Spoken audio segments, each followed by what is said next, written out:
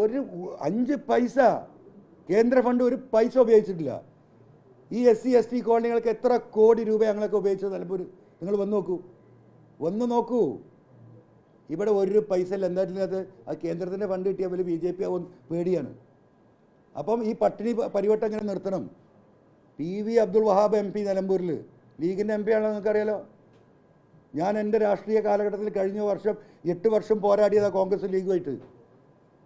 പക്ഷേ നിങ്ങളത് വന്ന് നോക്കൂ. ഞങ്ങളവിടെ നെക്സസാ. എന്തിനറിയോ?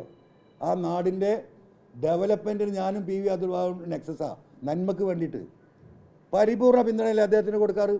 എത്ര കോടി രൂപയുടെ പ്രൊജക്റ്റ് കേന്ദ്രത്തിൽ നിന്ന് അദ്ദേഹം മണ്ഡലത്തിൽ കൊണ്ടുവന്നു?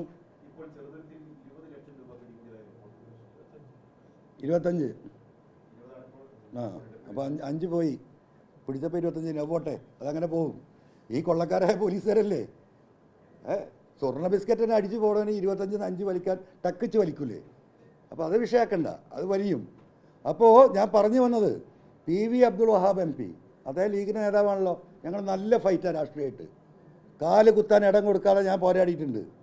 പക്ഷേ അവിടെ നടക്കുന്ന ഡെവലപ്മെൻറ്റിൽ ഞങ്ങൾ ഒന്നാണ്. അദ്ദേഹത്തിനെ കൊണ്ട് എന്തൊക്കെ ചെയ്യിക്കാൻ പറ്റുമോ അതിനൊക്കെ ഞങ്ങൾ സഹകരിച്ചിട്ടുണ്ട്, ഇപ്പോഴും ചെയ്യുന്നുണ്ട്. ഇവിടെയോ ഒരാളെയും കൊണ്ട് അടുപ്പിക്കില്ല, ഒരു കേന്ദ്ര ഫണ്ടും കൊടുക്കില്ല. എന്നാൽ ഇവർ കൊടുക്കുമോ? അവരും കൊടുക്കില്ല. അപ്പം കേന്ദ്ര സർക്കാരിൻ്റെ നിരവധി അനവധി സൗകര്യങ്ങളുണ്ട്, അത് ഉപയോഗപ്പെടുത്തില്ല ഈ പേരും പറഞ്ഞിട്ട്. ഇപ്പോൾ ഈ ജൻധൻ അക്കൗണ്ടുകൾ 500 രൂപ. ഇപ്പോൾ കൊറോണ സമയത്ത് അവിടെ കൊറോണ പിടിച്ച അപേക്ഷ കൊടുത്ത മുഴുവൻ ആളുകൾക്കും 3 തവണ 500 വെച്ച് ഞങ്ങൾ വാങ്ങിച്ചു കൊടുത്തു. കേന്ദ്ര ഗവൺമെൻറ് തരുന്ന എന്താ വാങ്ങിയ കുഴപ്പം? നമ്മുടെ നികുതിയല്ലേ, GSTൻ്റെ പകുതി പോവല്ലേ, കിട്ടാവുന്നതിൻ്റെ പരമാവധി വാങ്ങണ്ടേ? BJPയെ നമ്മൾ എതിർക്കുന്നത് അവരുടെ വർഗീയതയാണ്. അതിനെ ശക്തമായി മരിക്കണവരെ എതിർക്കും. പക്ഷേ അവർ ചെയ്യുന്ന നല്ല കാര്യങ്ങളെ സപ്പോർട്ട് ചെയ്യണ്ടേ, ജനങ്ങളെ സഹായിക്കുന്നത്? ഇവിടെ ഒരു അക്കൗണ്ട് പോലും ഇല്ല. പിന്നെ മറ്റൊരു ലോണുണ്ട്, എന്താണ്? മുദ്രാ ലോണ്. ആ മുദ്രാ ലോണ് വഴിയിട്ട് എന്താ പറയുക, പ്രത്യേകിച്ച് സ്ത്രീകൾക്ക് തൊഴിൽ ചെയ്യാനുള്ള ഒരുപാട് സംവിധാനങ്ങൾ ലോൺ കൊടുക്കുന്നുണ്ട്. ഒരു പൈസ ഇത് വേണ്ട, കൊളാറ്ററൽ വേണ്ട. എത്രയോ ആളുകൾക്ക് സ്ത്രീകൾക്കടെ വാങ്ങിക്കൊടുത്തു. കേരളയൊക്കെ നിങ്ങളൊന്ന് പോയി നോക്കണം. ഞാൻ ആ മണ്ഡലത്തിൽ മാത്രമല്ല, Nilambur PV Anvar MLA office നിലമ്പൂർക്കാർക്ക് മാത്രമല്ല, ആ മണ്ഡലത്തിലെ സകലമാന മണ്ഡലത്തിൽ നിന്ന് ആളുകൾ വരാറുണ്ട്. അവരെ നമ്മൾ സഹായിക്കാറുണ്ട്. അതിന് സിസ്റ്റമുണ്ട് അവിടെ. അപ്പോൾ ഒരു പണിയില്ലാതെ നടക്കുന്ന സഹോദരിമാർ വരുമ്പോൾ നമ്മൾ അവരെ പ്രൊമോട്ട് ചെയ്യും. നിങ്ങളൊരു 10 മെഷീൻ വാങ്ങ്, ഒരു മുദ്രാ ലോൺ കൊടുക്ക്. അവർ വാങ്ങി 35% സബ്സിഡിയാണ്. 10 ലക്ഷം വെച്ച് പലർക്കും വാങ്ങിച്ചു കൊടുത്തു. 2 ആൾ 3 ആൾ വെച്ച് തുടങ്ങിയ സഹോദരിമാരുടെ ആ യൂണിറ്റുകൾ ഇന്ന് 30-40 ആളുകൾ വർക്ക് ചെയ്യുക. ചിലരൊക്കെ 1 കോടിയിലെ വിറ്റുവരവിലേക്ക് എത്തി. ഇതല്ലേ രാഷ്ട്രീയ പ്രവർത്തനം? അപ്പം എന്താ അത് പറ്റൂല? അതെന്താ? മുദ്ര ലോൺ കിട്ടുക, ആ പേപ്പറിൻ്റെ മുകളിലുണ്ടാവും ആ പ്രധാനമന്ത്രിയുടെ ഒരു ഫോട്ടോ. അത് കണ്ടാൽ ഈ വോട്ട് ഒന്നായിട്ട് പോകുന്ന ഇവരെ പേടി. നിലമ്പൂരിൽ ഒരു ഒറ്റ സീറ്റില്ല BJPക്ക് ഇതൊക്കെ ചെയ്തിട്ട്. അതാണ് രാഷ്ട്രീയം. 7 പഞ്ചായത്ത് ഒരു മുനിസിപ്പാലിറ്റിൻ്റെ ഒരു മുനിസിപ്പാലിറ്റിയിൽ 2 വോട്ടിന് ജയിച്ച ഒരു സീറ്റുള്ളൂ. ഞങ്ങൾക്ക് ആ പേടിയില്ല. ഞങ്ങൾ കേന്ദ്രത്തിൽ നിന്ന് കിട്ടുന്ന സകലമാന സാധനങ്ങൾ നമ്മൾ വാങ്ങിച്ചു കൊടുക്കും. ഇനി അവന് ശ്രമിച്ചുകൊണ്ടിരിക്കുകയാണ്. കോൺഗ്രസ്സുകാരുണ്ടല്ലോ ഇവിടെ, എത്ര MP മാരുണ്ട്? ഒരു രാജ്യസഭാ MP-ൻ്റെ 5 പൈസ ഇവിടെ കണ്ടോ? എന്തെങ്കിലും മുടക്കിയിട്ടുണ്ടോ ഇവിടെ വികസനത്തിന്? BJPക്കാർ ഇവിടെ എന്താ ഇന്ന്? ഇത്രയും സ്വാധീനമുള്ള ആളുകൾ ഏതെങ്കിലും ഒരു സ്ത്രീക്ക് 100 രൂപ ഈ മണ്ഡലത്തിൽ വാങ്ങിക്കൊടുത്ത് ഞങ്ങളീ നടന്നിട്ട് കണ്ടിട്ടില്ല. ഞങ്ങൾ ചോദിച്ചു പലരോടും. അപ്പോൾ ഇതാണ് നെക്സസ്. പട്ടിണി പാവങ്ങളായിട്ടൊരു മണ്ഡലത്തിലെ മനുഷ്യരെ ഇങ്ങനെ പേക്കോലങ്ങളാക്കി ഇടുക. ആശുപത്രിയില്ല, ചികിത്സയില്ല, ഡയാലിസിസ് വന്നവൻ മരിച്ചോളണം. ആശുപത്രിയിൽ നിന്ന് ക്യാൻസർ പിടിച്ച് മടക്കിയാൽ അവിടെ വീട്ടിൽ കിടന്ന് മലമൂത്ര വിസർജനം ചെയ്ത് അവിടെ കിടന്ന് മരിക്കാൻ വിധിക്കപ്പെട്ട മനുഷ്യർ ഈ ലോകത്ത് ഈ ചേലക്കരയല്ലാതെ എവിടെ ഉണ്ടാവുക? എൻ്റെ സുഹൃത്ത് രാധാകൃഷ്ണൻ 10 ആളെ വിളിച്ചാൽ ഇവിടെ ഒരു പൈനാൻ പാലിയേറ്റീവ് സ്റ്റാർട്ട് ചെയ്യില്ലേ? ഒരു ആംബുലൻസ് കൊടുക്കുന്ന പറഞ്ഞാൽ കൊടുക്കൂലേ?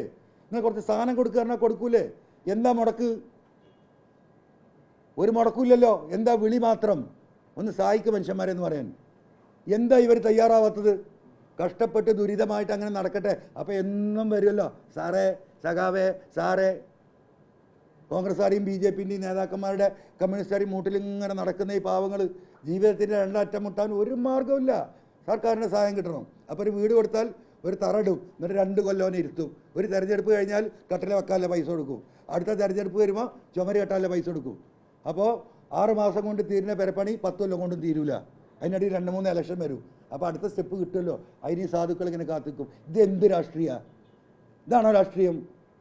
ഇതിലിവർ ഒന്നല്ലേ ഒരു സമരം നടത്തിയവർ, ഈ പറയുന്ന UDF-ഉം ഈ പറയുന്ന BJP-യും ഈ പറയുന്ന മനുഷ്യർക്ക് വീട് കൊടുത്ത് വീട് പൊളിപ്പിച്ച് പൈസ കൊടുക്കാതെ പെരുവഴിയിലാക്കിയിട്ട് ഒരു സമരം നടത്തിയോ? എന്തായി? രാധാട്ടനെ കണ്ടാൽ ഓല കാര്യം നടക്കും. അപ്പോൾ രാധാട്ടനെതിരെ എന്തെങ്കിലും പറഞ്ഞാൽ ആ നേതാക്കന്മാർക്ക് പിന്നെ എങ്ങനെയാണ് രാധാട്ടനെ ഫേസ് ചെയ്യുക? ഇതല്ലേ രാഷ്ട്രീയം? അത് തന്നെയാണ് പൊളിറ്റിക്കൽ നെക്സസ്. അപ്പോൾ ഞങ്ങളിത് പറഞ്ഞുകൊണ്ടേയിരിക്കും, പറയാൻ തന്നെ തീരുമാനം. അതിനെ ഭയപ്പെടുത്തിയിട്ടും പേടിപ്പിച്ചിട്ടും ജയിലിലടിച്ചിട്ടൊന്നും കാര്യമില്ല. ഞങ്ങൾ കേരളത്തിൽ ഉടനീളം യാത്ര ചെയ്ത് ജനങ്ങളോട് സംസാരിക്കും. അതിന് ദൈവം ഞങ്ങൾക്ക് തന്നൊരു ചാൻസാണ് ഈ പറയുന്ന ചേലക്കര. ഈ തെരഞ്ഞെടുപ്പും കൂടി ഇല്ലെങ്കിൽ ഈ സാധുക്കളെക്കുറിച്ച് ആരറിയാനാ? ഒരു ഉപതെരഞ്ഞെടുപ്പ് വന്നില്ലെങ്കിൽ ഈ നാടിൻ്റെ അവസ്ഥ നിങ്ങൾക്ക് ചിന്തിക്കാൻ പറ്റുമോ പത്രക്കാർക്ക്? ഇങ്ങനെയൊരു നാട് കേരളത്തിലുണ്ടെന്ന്. അപ്പോൾ അതുകൊണ്ട് തന്നെ സുധീർ അടിച്ചു കയറി മുന്നോട്ട് പോവുകയാണ്.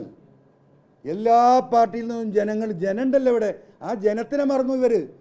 ഈ പൊളിറ്റിക്കൽ നെക്സസ് അവരാണ് ഒന്നിച്ച് വോട്ട് ചെയ്യുന്നത്. ആ വിജയം നമുക്കുണ്ടാകും. അതുകൊണ്ട് എനിക്ക് പ്രിയപ്പെട്ട ജനങ്ങളോട് പറയാൻ ഒരൊറ്റ ചാൻസ് 1.5 വർഷമാണ്. 1.5 വർഷത്തേക്കാണ്. ഞങ്ങൾ ഈ കണ്ടു കാണപ്പെട്ട ഈ പദ്ധതികൾ നടപ്പാക്കാൻ ഞങ്ങൾക്ക് രാഷ്ട്രീയ ബലം വേണം. ഇവിടെ പഞ്ചായത്ത് ഉണ്ടാക്കി കൊടുക്കുന്ന വീടിന് പെർമിറ്റ് കിട്ടണം. ആ പെർമിറ്റിന് കംപ്ലീഷൻ സർട്ടിഫിക്കറ്റ് കിട്ടണം, പിന്നെ നമ്പർ കിട്ടണം, പിന്നെ ഇലക്ട്രിസിറ്റി കിട്ടണം, റവന്യൂ ടാക്സ് കിട്ടണം. ഇതൊക്കെ തരാനുള്ളിടത്ത് എല്ലായിടത്തും ആരാണ്? ഇവർ തന്നെയാണ്. ഇപ്പോഴേ തടവ് തുടങ്ങി. അപ്പോൾ ഒരാളെങ്കിലും, ഒരു ജനപ്രതിനിധിയെങ്കിലും ഈ കാര്യവുമായി ഓടി നടക്കാൻ ഈ നാട്ടിലുണ്ടാവണം. അത് ബഹുമാനപ്പെട്ട ജനങ്ങളത് മനസ്സിലാക്കുന്ന ഞാൻ കരുതുന്നത്. അതുകൊണ്ട് പ്രിയപ്പെട്ട പത്രക്കാരെ, ജനങ്ങളെ, ഒരു പത്രസമ്മേളനം നടത്തിയിട്ട് 2 വാക്ക് പോലും പറയാൻ കഴിയാത്ത വിധം ഇവരിങ്ങനെ ഭയപ്പെട്ടിട്ടുണ്ടെങ്കിൽ സുധീർ 25,000 വോട്ടിൻ്റെ ഭൂരിപക്ഷത്തിൽ ജയിക്കുന്നില്ല ഞങ്ങൾക്ക് ഉറപ്പാണ്. ഞങ്ങൾ മിനിയാന്ന് വരെ 2,000 വോട്ടിന് പിറകിലായിരുന്നു. ഇന്നലത്തെ സർവേ റിപ്പോർട്ട് ഞങ്ങൾ ക്രോസ് ചെയ്തു 5,000. ഇന്ന് ജനം ഇതും കാണുകയാണല്ലോ. നമുക്ക് നോക്കാം. ജനം ഇവിടെ തീരുമാനിക്കും. ജനം എന്ന് പറഞ്ഞൊരു സംഗതിയുണ്ട്. അതിനെ ബഹുമാനിക്കാതെ അതിനങ്ങോട്ട് മുറിച്ച് കടത്ത് പോകാൻ നടത്തുന്ന ഈ നെക്സസിൻ്റെ ശ്രമം ജനങ്ങൾ പൊളിക്കും. അതുകൊണ്ട് ഈ പ്രതിസന്ധിയിലും പോലീസ് കേസെടുക്കുന്നൊരു സാഹചര്യം വന്നിട്ട് പോലും ഈ വിഷയത്തിൽ ഈ പത്രസമ്മേളനത്തിൽ വന്ന പത്രപ്രതിനിധികളെ, ആ റിസ്ക് എടുത്ത് വന്ന നിങ്ങളെ DMK-ക്ക് വേണ്ടിയും വ്യക്തിപരമായിട്ടും ഞാൻ അഭിനന്ദിക്കുകയാണ്.